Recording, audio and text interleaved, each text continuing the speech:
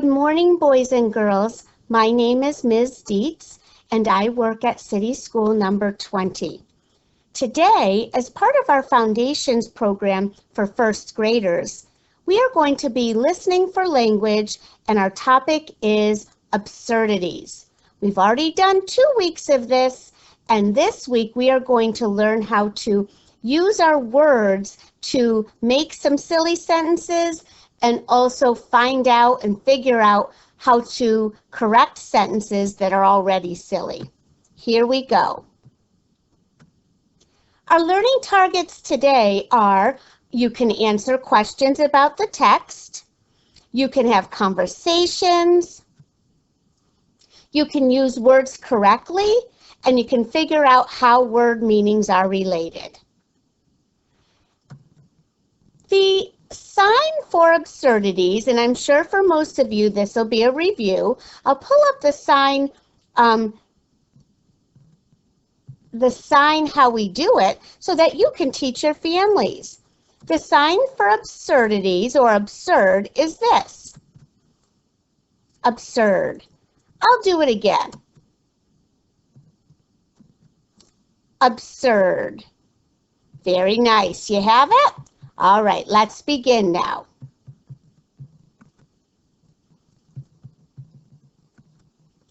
We are going to get our brains warmed up by having some sentences. I will read you some sentences and you will see if you can correct them. So here's our picture, and the sentence is, and the absurd or silly sentence is, my neighbor put some rocks in my trick-or-treat bag. What is absurd or silly about that?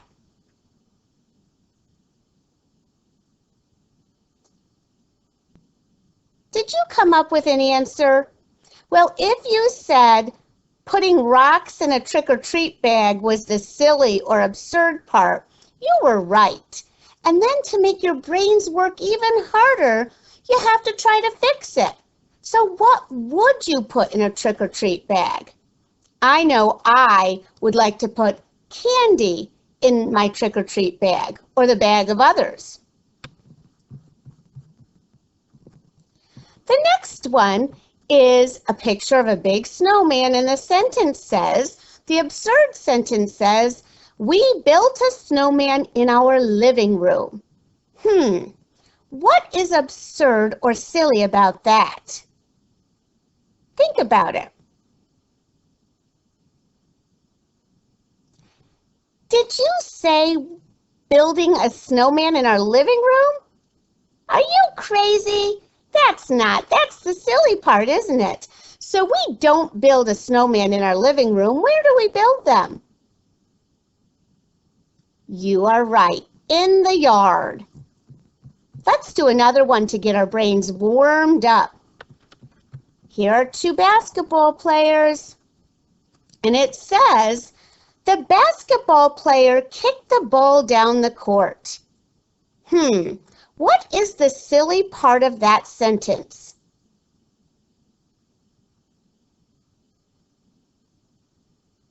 Did you say kicked the ball down the court? If you did, then you got it correct. Nice work. Well, we have to fix that sentence, and we know that basketball players don't typically kick the ball down the court, do they? What do they do? Oh, yes, they can dribble the ball down the court. Nice work. Here's another one to keep our brains working, and I love it. This is a kite. Look at that. Look at that stormy sky there. It says, we flew a kite under the ocean. What is absurd or silly about that sentence?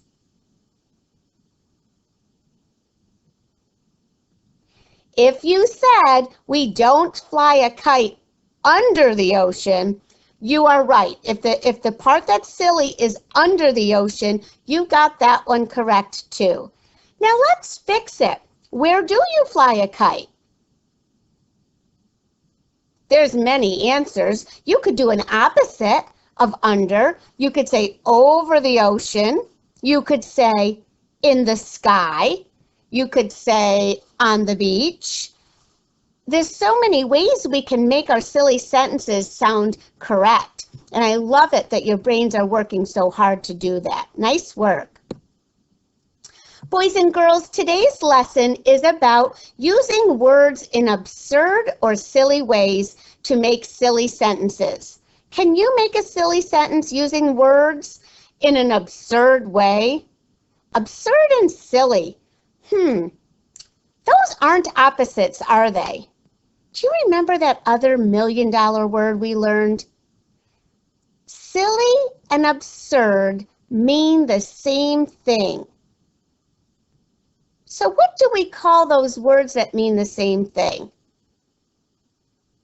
Did you say synonyms? You are correct. Love it. Nice work. Well, as you recall, Brennan's parents went on a vacation, and the babysitter, Miss Molly, came to stay with him. And remember that the story we read that his babysitter kept mixing things up. Well, listen to this postcard from Mom and Dad. And what we'll do is I will read it out loud, and if you hear something that sounds absurd, keep it in your mind, because we'll go over things that sound silly or absurd, and we'll figure out ways to use our words to change them and make them sound correct. So this is a postcard to Brennan from his mom and dad. Dear Brennan, we miss you. We flew on a train to get to Hawaii. The sunshine is very cold, so we must wear hats on our legs. We like the pine trees here, and the snow on the beach is really pretty. Tell Miss Molly we said, excuse me. Love, Mom and Dad. What about that sounds silly? And if you have trouble, you can look at a few of our pictures on our slide, and that might be able to help you. Did anyone figure out that we flew on a train is one of those absurd sentences? And if you did, you got it correct. So what do we want to say instead of we flew on a train? That is right. We flew on an airplane to get to Hawaii. The next sentence says, the sunshine is very cold, so we must wear hats on our legs. These sentences make me giggle at times. So, what part of that sentence do you want to talk about first as being absurd? Oh, yes, the sunshine is very cold. Is that possible? No, that's absurd. What is the sunshine? The sunshine is, did you say warm? Did you say hot? Look at those two words. Once again, we have synonyms. But if we said, the letter said cold and now we're saying hot, look at, we have opposites. Aren't you glad we already learned about all those things? So really, the postcard should say, the sunshine is very hot. So we must wear hats on our legs. Anything else you want to correct in that? I know. You don't wear hats on your legs. You wear them on your head. And another sentence you might think is a little absurd is when they said they like the pine trees here and the snow on the beach is pretty. Well, I have never been to Hawaii, but I can see that picture up at the top of the screen that shows a beach in Hawaii. And guess what? Do you see any snow? No, you do not. And what kind of trees are those called? I don't think they're pine trees. What are they? palm trees. Correct. So in this case, even though you and I have never been to Hawaii, we used our picture to help us out with that answer. So we might say, to correct this absurd sentence, we like the palm trees here and the sand on the beach is pretty. And that last sentence from Mom and Dad said, "Oh, tell Miss Molly we said excuse me." Is there anything you want to correct in that sentence? Well, you could say, "Tell Miss Molly we said," how about hello? That could work.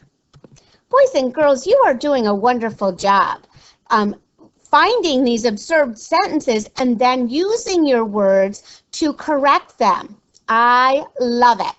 All right, let's move to our next slide. Here we have some sentences, and we are going to see if we can make them correct. This is using our expressive language to make new sentences.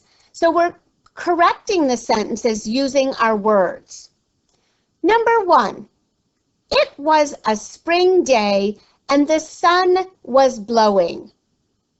That's our sentence. How would you correct that sentence to make it not absurd? Yes, it was a spring day and the sun was shining.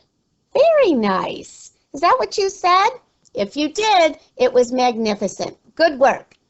Here we go. Number 2. Remember, I will say the sentence, and then you will try to correct the sentence using things that you know and using words that you know. Brennan went inside to fly his kite.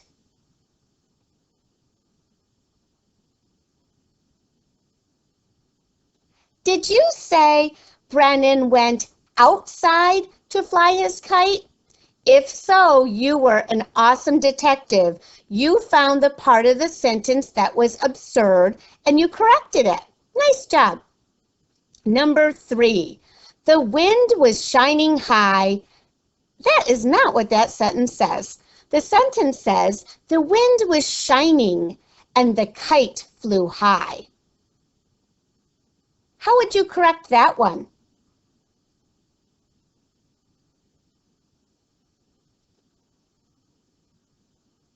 Right, the wind doesn't shine. You would say the wind was blowing and the kite flew high. Number 4, the tail on the top of the kite helped it fly. Now that one, you might feel you want to look at the picture. If you look at the kites up on the left-hand side, you see those strings. See if that can help you correct the absurd sentence that I just read. The tail on the top of the kite helped it fly.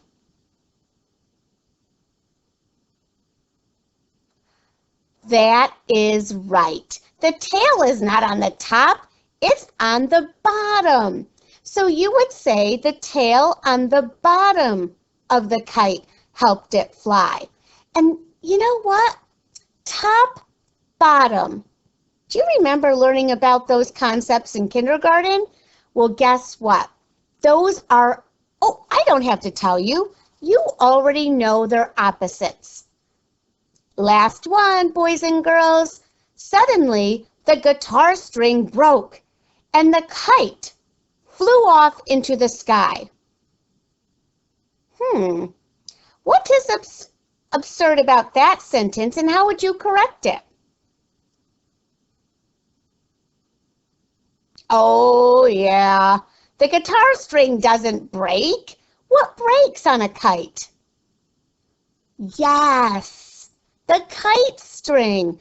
Boys and girls, you're doing terrific. So if we make that a full sentence, we could say, the kite string broke and the kite flew off into the sky. You are awesome at this. Keep up the good work. We'll do a couple more slides like this, and then we'll listen to a funny story called Wacky Wednesday. So what we're doing here is I will give you a sentence, and I want you at home to see if you can correct the sentence. I will give you the answer. And if you got it right, take your finger and draw a line from the kite to the bear. Now, in the classroom, we would probably do the line using our smartboard markers. But here, we're just going to pretend. Here we go, boys and girls. The first sentence, absurd sentence, is, Bill put the socks in the dishwasher.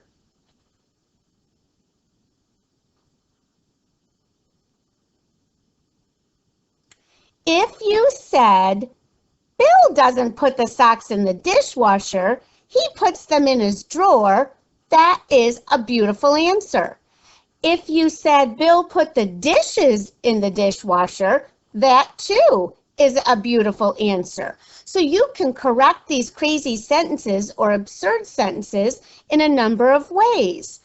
So what you have to do in this task is I give you a sentence and you try to correct it. You try to make it sound right. So my absurd sentence has something silly and then you make it right. Let's go.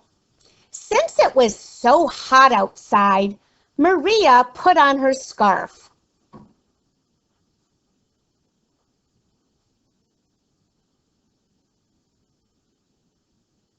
Did you correct it? I hope you did. Certainly, if we had to use the word hot, we would not be wearing a scarf. So maybe we should change hot to cold. Since it was so cold outside, Maria put on her scarf. Here's another one. Abby finished her homework and put it in the refrigerator. How would you want to change that? Yes, I think you're onto something here. Did you say Abby finished her homework and put it in her book bag? I hope you said that because all of your teachers will be so proud of you. But if you wanted to change it in a different way, hey, I'll ask you to change it in a different way. Change the absurd sentence, make another correct sentence.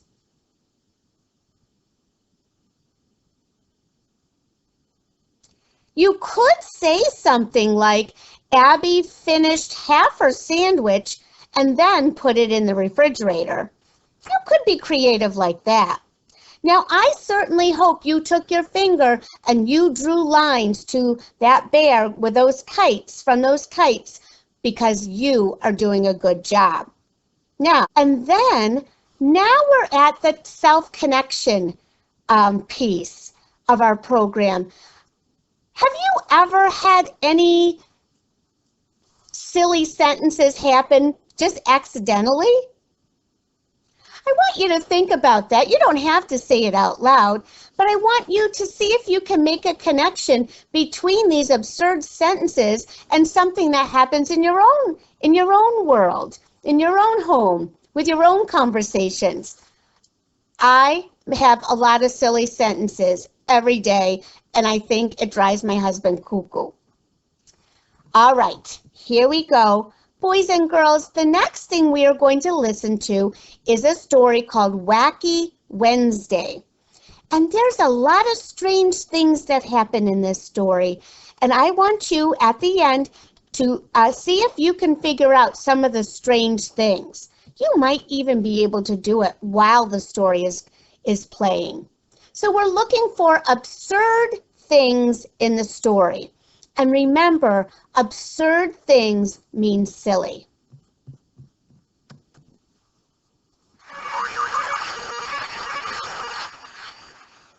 Wacky Wednesday, written by Dr. Seuss and illustrated by George Booth. It all began with that shoe on the wall. A shoe on the wall shouldn't be there at all. Then I looked up and I said, "Oh man!" And that's how Wacky Wednesday began. I looked out the window and I said, gee, more things were wacky, and I saw 3. I went down the hall and I said, hey, 3 more things were wacky today. In the bathroom, more. In the bathroom, 4. I began to dress. Then I said, wow, 4 more things were wacky now. I looked in the kitchen. I said, by cracky, 5 more things are very wacky. I was late for school. I started along, and I saw that 6 more things were wrong. And then 7 more. And the Sutherland sisters, they looked wacky too. They said, nothing is wacky around here but you. But look, I yelled, 8 things are wrong here at school. Nothing is wrong, they said. Don't be a fool. I ran into school. I yelled to Miss Bass, look, 9 things are wacky, right here in your class. Nothing is wacky here in my class. Get out! You're the wacky one. Out! Said Miss Bass. I went out the school door. Things were worse than before. I couldn't believe it. 10 wacky things more. And then I counted 11. Then 12 worse things. I got scared and I ran. I ran and knocked over Patrolman McCann. Oh no! I'm sorry, Patrolman. That's all I could say. Don't be sorry, he smiled. It's that kind of a day. But be glad, Wacky Wednesday will soon go away. Only 20 things more will be wacky, he said. Just find them, and then you can go back to bed. Wacky Wednesday was gone when I counted them all, and I even got rid of that shoe on the wall. The end. And that was Wacky Wednesday, and it was written by Dr. Zeus and illustrated by... Boys and girls, wasn't that so funny? I had to hold in my giggles so you wouldn't hear me. Now, what we're going to do is I want you to take a minute with your family and talk about some of those wacky things that you saw. There was a lot of them, and some of them were just downright silly. I just used the word wacky because that's the word they used in the story. But do wacky and absurd mean the same thing? Yes, they do. Wacky and absurd mean silly. And guess what? Those 2 words, when 2 words mean the same thing, they are called synonyms. Nice work.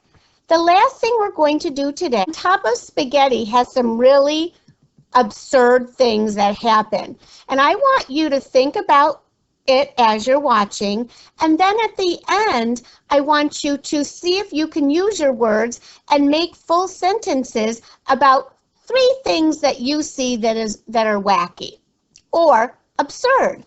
Here we go.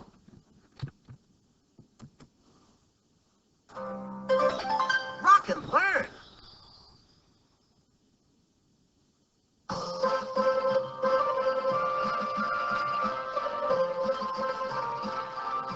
On top of spaghetti,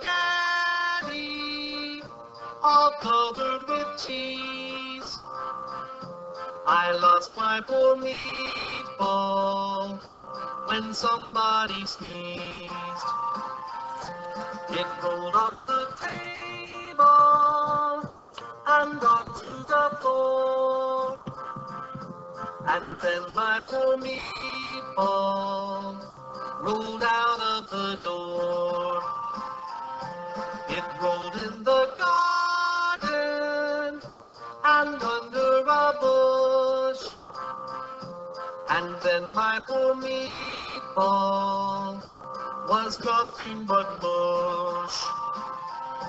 The mush was as tasty could be. And then the next summer, it grew into a tree. The tree was all covered all covered with moss, and on it grew meatballs and tomato sauce. So if you eat spaghetti, all covered with cheese, hold on to your meatball whenever you sneeze. Boys and girls, thank you so much for being part of Foundations today. We learned about absurdities, and you can see the absurdities in that little spaghetti video. Certainly, you could come up with 3, I'm sure. Like, would a meatball really roll that far? Well, that could be the absurd thing. You could make a sentence about that. And what is something else that's absurd? Oh, yes, a meatball growing into a tree. You got it. Now make a sentence using that. Make a nice, complete sentence using your words. The meatball grew into a tree. That's how you would do it. And that is a silly sentence. And what about the meatballs and tomato sauce growing on the tree? That's something else that was absurd. And you can put that into a sentence. The tree had meatballs and sauce on it. Crazy! Well, again, thank you so much for being with me. I hope that you learn and use your absurdities every day to be silly and have a little spot of fun. Hope to see you soon. Goodbye.